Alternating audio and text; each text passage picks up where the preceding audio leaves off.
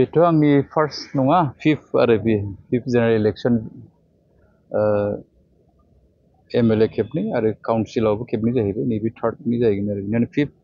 general इलेक्सनाव आङो नैबे बाराव बाहागो लानो नागिरदों आरो बिपिएफनिफ्राय बेनिखायनो गासैबो थिगैनो दंजोबो रायजो राजाफ्राबो थिगैनो दङ आरामसे ओंखारलांगोन सिन्था गैया आरो जेबो बेसेबांसो भट लानानै देरहागोन नोंथां टार्गेटआ जाहैबाय 21,000 दिनै खनिया जुदि जागोनथ' माने 21,000 खौ टार्गेट लानाय जाहैदों आरो मेन जुद्धआ सोरजों जागोन नोंथां दाथ' आप डाउन जाबाय थागोन जोंनाथ' एकाउन्ट थागोन बिपिएफ हिसाबै आरो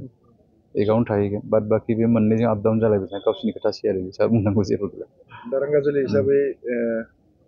इतिमধ্যे साथामबो केन्डिडेटआ गोख्रों माबायदि जागोन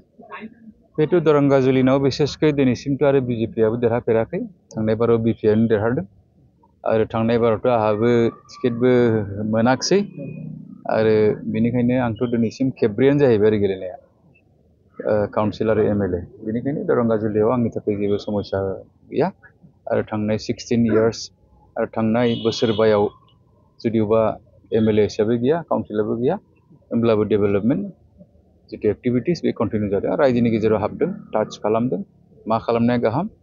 आरो बे सुबिदाखौथ' इउपिपिआनो होनाय बायदि जाहैबाय बिथांमोनानो जिहेतु जि खोथा होदोंमोन बेखौ लाखिनो हायाखिसै बे सुबिदाखौथ' आं लानांगोन